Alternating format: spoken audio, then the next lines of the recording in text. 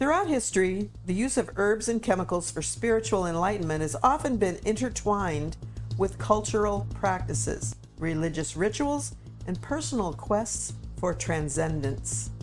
Welcome to Truly Terrified, Paranormal versus Physics, where we talk about some really weird stuff. And Joe the Scientist explains how it's not possible, or maybe it is. I'm Lynn, and I'm Joe. Using drugs to gain some kind of personal spiritual experience, it's just part of humanity. It might even be part of animal kingdom, think about cats and catnip. True, yeah. So who knows? But these substances continue to be a topic of both scientific research and societal debate regarding their potential benefits and risks. But they've been around forever. So this guy named Lazy Stranger 2328 on Reddit, he said that he felt LSD, or otherwise known as acid, brought him enlightenment. He said, quote, he was overcome with this feeling of being one with God, one with everything. Everything was love, and we were all here together. God answered my questions and told me the nature of this experience and of love. And then it was another 2 or 3 years of just integrating that knowledge and not needing to trip again. I wanted to see God, so I planned it a week in advance. And on Christmas Day, I tripped. Tripped meaning, just my little interjection there, tripped meaning taking the drugs again. Mm-hmm.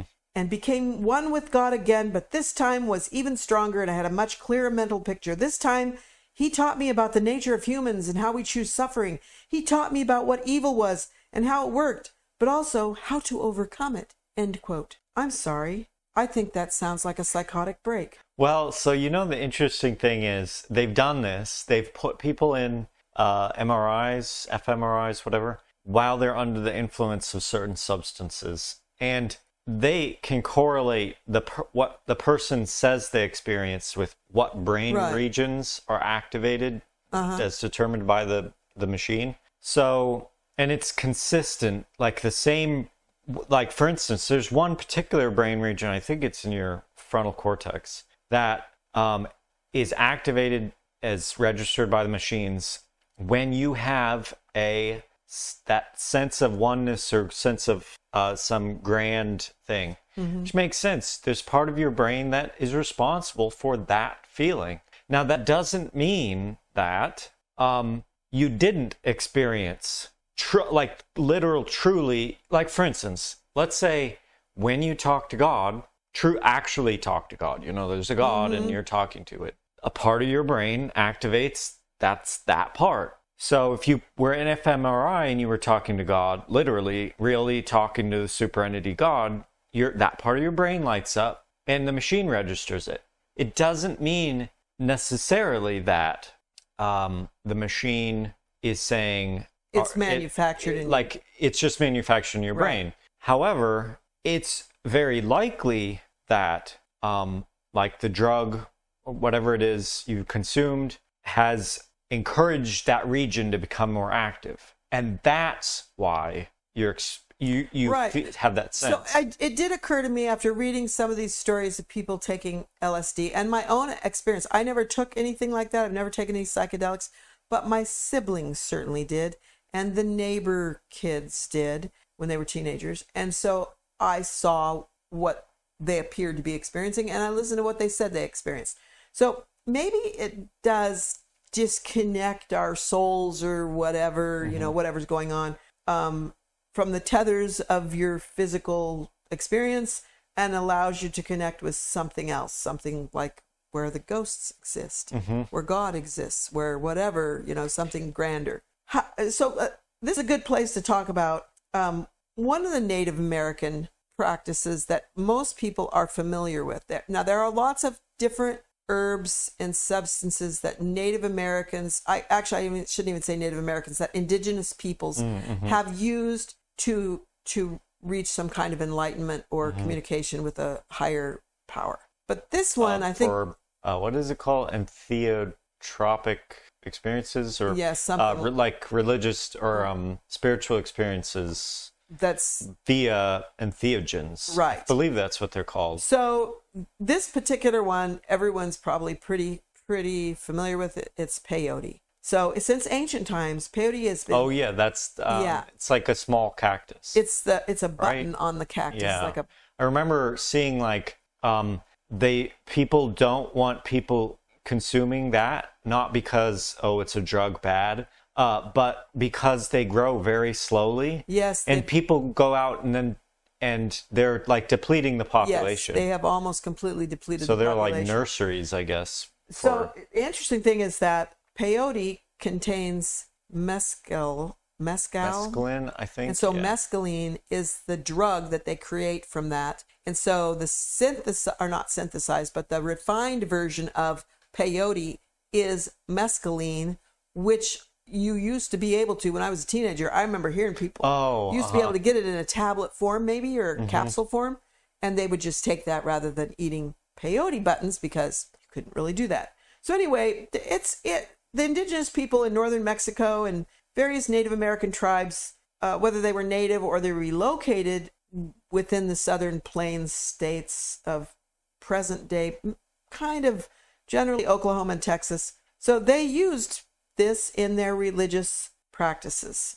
Their religious ceremonial healing uses of peyote potentially date back over 2,000 years. So it's been around a really long time. So interestingly, in the 19th century, under what would eventually become called the Native American Church, American Indians in broader northern regions began incorporating peyote into their religious practices.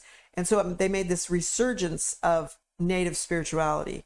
So it became such an integral part of that I think that everybody became really familiar with it. It was such a big deal that in the 1880s to about the 1930s, U.S. authorities tried to suppress Native American religious rituals involving peyote, including things like the ghost dance, and they said it was because of the psychoactive effects. But it probably wasn't. It was probably just because it was a different religion. Mm-hmm. And they were trying to suppress Native Americans. So that was pretty interesting. Since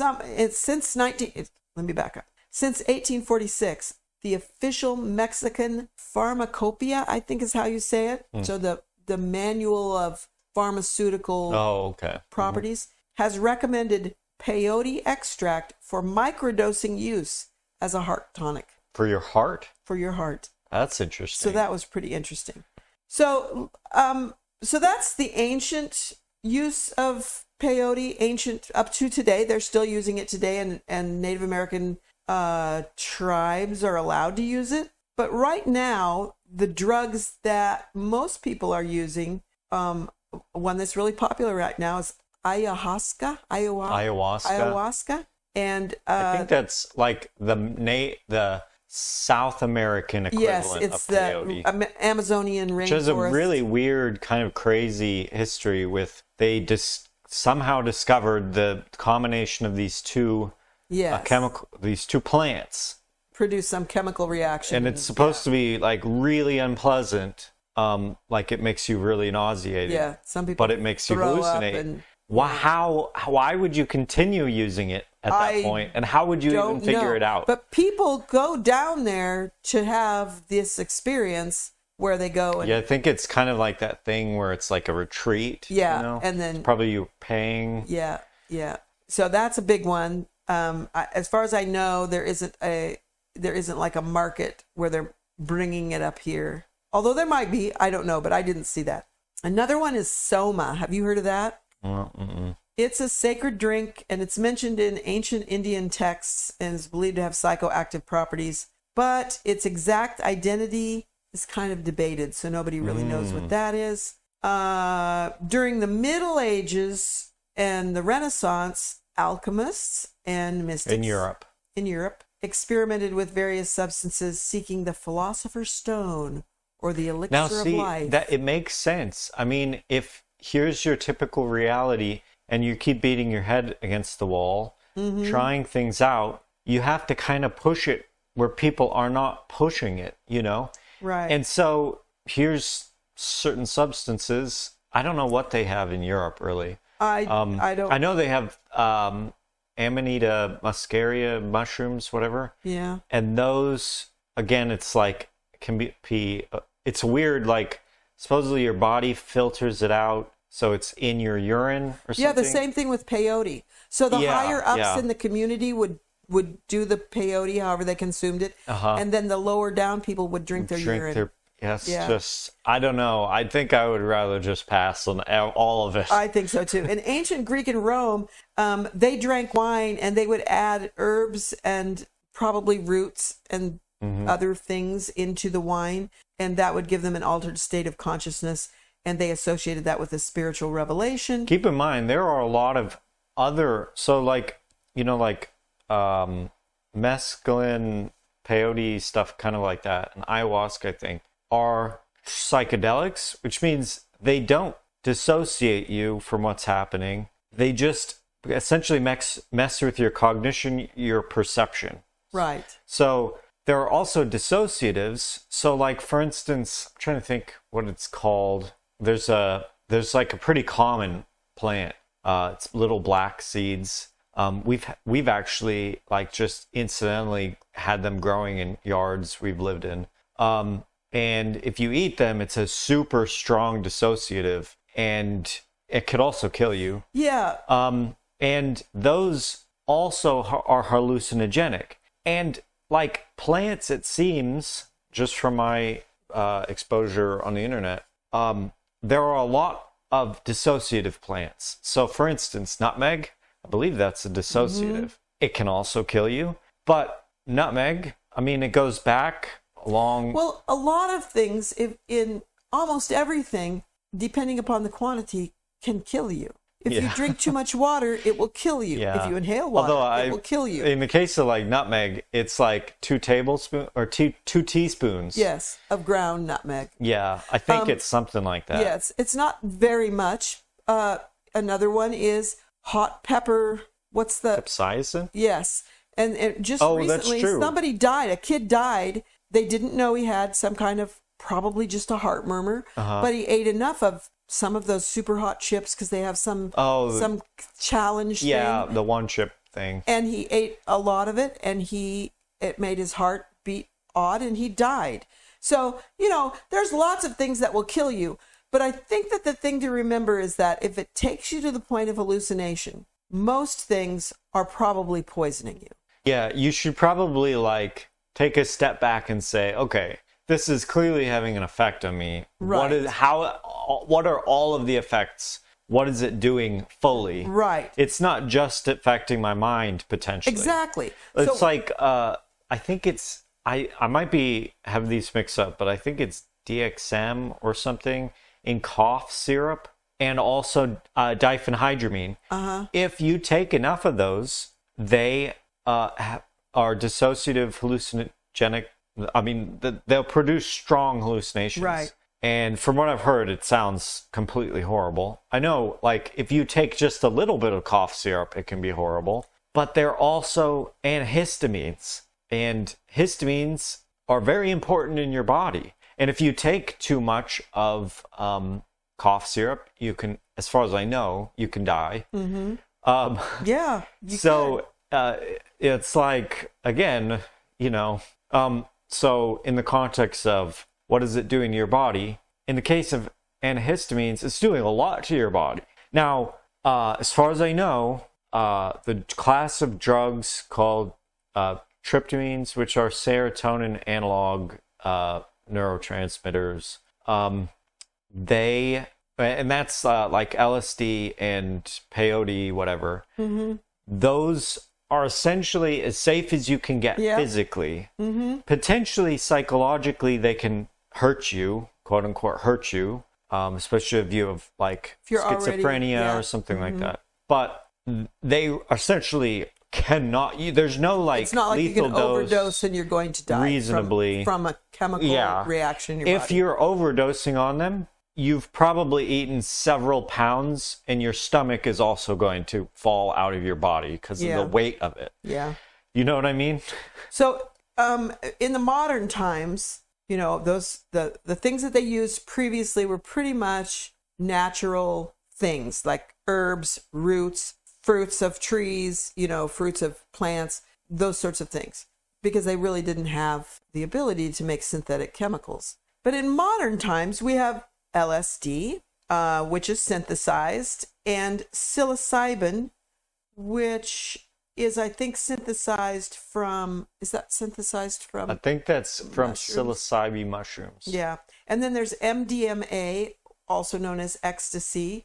It was developed as a pharmaceutical medication, and it later became popular in therapeutic and recreational contexts. Some users report enhanced empathy and spiritual experiences, and I've heard that they use that therapeutically to enhance the feelings of empathy. Oh, well, also, I think we watched something once. It was you can use MDMA to treat PTSD and phobias, because part of your amygdala, I think it is, has decreased activity when under the influence of that. So you essentially take it when it's when the effect is at its peak, you run through your experience, or you're exposed to the thing, and you're just more or less okay with it. The next time, your natural response to that thing will be far less. Right. And that's fantastic. That is absolutely fantastic.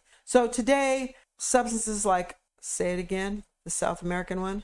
Ayahuasca, psilocybin mushrooms, MDMA, they're all being studied for potential therapeutic benefits, like you said, including conditions like PTSD and depression. Many proponents argue that these substances can facilitate profound spiritual experiences and personal growth. So here's what the problem is. The problem is that if that is why you are taking a drug, is to have a spiritual experience, you probably have a problem with your ability to have spiritual experiences. So it does bring up, I mean, of course not necessarily, but it does bring up a very interesting thing.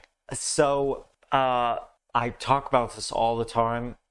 It's like Goodhart's law. You do something to get something else, and just by the act of doing that thing, the thing and the other thing are divorced. They start the correlation between the activity between those two things goes away. So, like, let's say you're doing some kind of drug to get a spiritual experience. It very well might be that in the effort of pursuing the spiritual experience, you're essentially pushing it away. Actively pursuing it might push it away. Yes. In any form. So it might be, it's like, what if there was an experience that you could only experience through serendipity? Or is that the word? Only experience when you have no idea that's what you're going to get. I mean, obviously, there's the experience of experiencing a surprising experience, which you cannot get deliberately, obviously. But you know what I mean? Like, what if the only way to talk to the true super entity God is to have no intention of talking to super entity God? Okay, that's a good point. So first of all, you have to come up with the idea that there is a super entity God that you want to talk to. So if you already believe that, why would you not be able to communicate with that entity without having to rely on something that would free your brain? Presumably, if you took a substance with some conception of how it will go, it goes that way, and then you apparently experience something according to you. Then afterward you say, yeah, I experienced this thing. You remember having experienced this thing. Did you experience the thing? And I mean, beyond philosophically, that's an important thing for you. You can't necessarily be sure you even experienced that.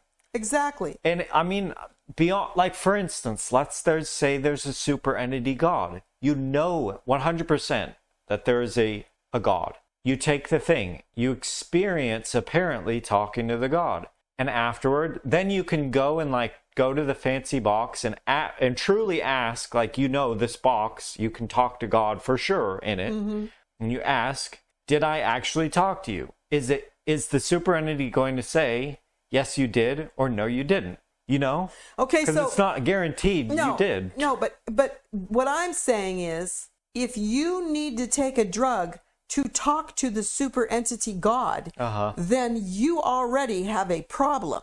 Maybe your problem is your soul is congested by something that prevents you. Or maybe your problem is you simply are not intuitive, or So you're saying, like, because you need this crutch, it's almost like you're not necessarily not deserving, but how genuine is that communication? Yeah. How valuable is that communication? So these people report, like the one guy who was saying that he felt like he learned things. Oh, there was somebody else that I'm going to read this because it was I just thought, man, if you had to take a drug to figure this freaking thing out, you got a problem. And I'm not going to say their handle because I don't want to insult them. Yeah. So this is only a portion of what they said. When I turned 33, this is a quote. When I turned 33, a few days after my birthday, I had this intense psychedelic-like experience. I thought it was one of those acid flashbacks. But no, this was something different because I had these thoughts that I've never thought of. Thoughts like, would anything exist without a thought? Then I realized that our experience is very much like a psychedelic experience. Psychedelic drugs just make you realize that. End quote. That should be something you figure out maybe when you're 8 to 10 years old. That you should be having deeper thoughts like that quite young. In my opinion, you should be having deeper thoughts like that when you are very young. Though consider someone, let's say, for whatever reason, they're outside the norm, and it happens much later in life. If it's not from drugs, if it's, it's not necessarily bad when it happens. No, you know what I mean? It just seems to me like maybe one of the reasons why people take psychedelics to reach some kind of spiritual enlightenment is because they are not already open to having spiritual enlightenment in some other faction. They require something to free their mind to be able to have spiritual enlightenment. Well, I know that I've never had anything that's like a spiritual experience of any kind. So, like, you know what I mean? I mean, other than like, oh, I've thought deep thoughts. You know what I mean? Yeah. Or like, I don't know, I've had some interesting dreams, but I couldn't say like, yes, that was me talking to God. So, but I wouldn't say I'm unhealthy spiritually, you know? No, I wouldn't say that. In fact, I would go so far as to say you can be perfectly healthy spiritually, even if you had absolutely no spiritual experience of any kind. But then, and this is a topic for a much longer discussion, what in fact is spiritual? What does that even freaking mean? So there's a big question, again, going back to the neurofunctionality stuff. You have an experience. What originated that experience? You know, was it just your brain, random neurons firing? Exactly. So there's the heavy implication it was in physicalism and in normal modern science, whatever. Doesn't mean it is. That's how it really is, but it's a heavy implication. It's just how your brain functions. And I would like to point out that while I believe in a lot of things that science does not recognize, so in that respect it would be considered supernatural, I don't consider those things as being spiritual. Because the supernatural stuff? Yeah, a spiritual is something else. Like, I believe that I've communicated with dead people. I absolutely believe that. I don't think that's spiritual. So it's interesting. I think we've talked about this a little bit before, but there's like the concept of, when you go to church, they're trying to incite this feeling, and there's actual physical sensations that are like likened to ASMR. Yes. Like frisson, feeling up and down your spine. And they try and elicit the thrill. So if it's like, here you have your objective and you have your proxy for your objective.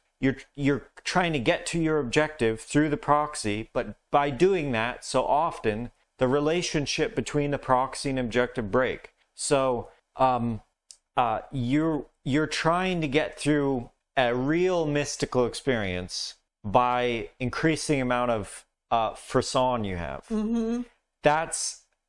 I mean, it very well might be you just simply cannot get to that point seeking it like that. Yes. So the difference between the frisson, the thrill that is elicited because you're having a spiritual experience, or that same physical thing that happens in your body when you are terrified, the only difference is the thoughts in your mind. So there is no difference. It is completely manufactured in your mind, and you have a physical response. There's actually, I think there's like a cognitive model that agrees with that. I don't know if it's like the accepted one, but it's like, oh, if this particular area is activated, that means either you're really terrified or you're having a really engaging, energetic, positive experience.